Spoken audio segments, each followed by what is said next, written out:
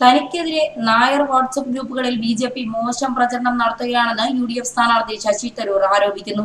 ആദ്യം തരൂർ മത്സരിക്കാനെത്തിയപ്പോൾ കേരള നായർ അല്ലായിരുന്നു എന്നായിരുന്നു ആരോപണം. ശിവകുമാറിന് സീറ്റ് നൽകാത്തതിനെതിരെയായിരുന്നു അന്ന് പ്രതിഷേധം.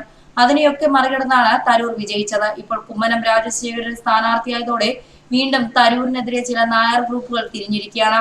ബി.ജെ.പിക്കാരനല്ലാത്ത വ്യക്തി അയക്കും പോലെയാണ് പ്രചരണം നടത്തുന്നത്. തരൂർ നായർ സമുദായത്തെ അപമാനിച്ചെന്നാണ് പ്രചാരണം. ഞാനൊരു നായർ സമുദായ അംഗമാണ്, എന്നാൽ ഇത്തരം വൃത്തികെട്ട കളി ഞാനോ പാർട്ടിയോ നടത്താറില്ലെന്ന് തരൂർ പറഞ്ഞു. പ്രചരണ സമയത്ത് വ്യക്തിപരമായ അധിക്ഷേപം നടത്തരുതെന്ന് തിരഞ്ഞെടുപ്പ് കമ്മീഷൻ നിർദ്ദേശം നൽകിയിട്ടുണ്ട്. അതിനാൽ താൻ ഒന്നും പറയുന്നില്ലെന്നും ഒരു സ്വകാര്യ ചാനൽ പരിപാടിയിൽ തരൂർ പറഞ്ഞു. അതേസമയം തിരഞ്ഞെടുപ്പ് കമ്മീഷന് പരാതി നൽകിയിട്ടുണ്ട്. അതിൽ ഇലക്ഷൻ കമ്മീഷന് എന്തു ചെയ്യാനാകും എന്നതിൽ തനിക്കും സംശയമുണ്ടെന്നും തരൂർ പറഞ്ഞു. വ്യക്തിപരമായി അയക്കുന്ന ദുഷ്പ്രചരണങ്ങളിൽ ആരും കുറ്റം പറയും എന്നതും വലിയ പ്രശ്നമല്ലെന്നും അദ്ദേഹം പറഞ്ഞു. ശശി തരൂരിന്റെ 3 ഭാര്യമാർ എങ്ങനെ കൊല്ലപ്പെട്ടെന്ന് ശ്രീധരൻപിള്ള വാർത്താ സമ്മേളനത്തിൽ ആരോപിച്ചിരുന്നു. പിള്ളയുടെ പ്രസ്താവന തനിക്ക് മാനഹാനി ഉണ്ടാക്കിയെന്ന് തരൂർ മാനനഷ്ടത്തിന് പരാതി നൽകിയിരിക്കുകയാണ്.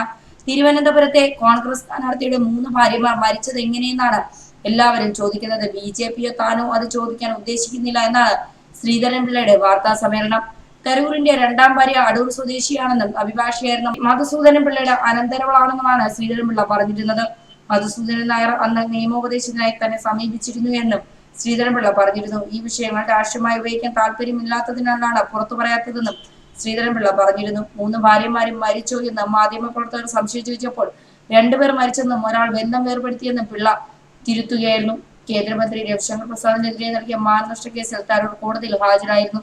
സുനന്ദ പുഷ്കർ കേസിൽ തരൂരിനെ രവിശങ്കർ പ്രസാദ് കൊലപാതകി എന്ന് വിളിച്ചിരുന്നു.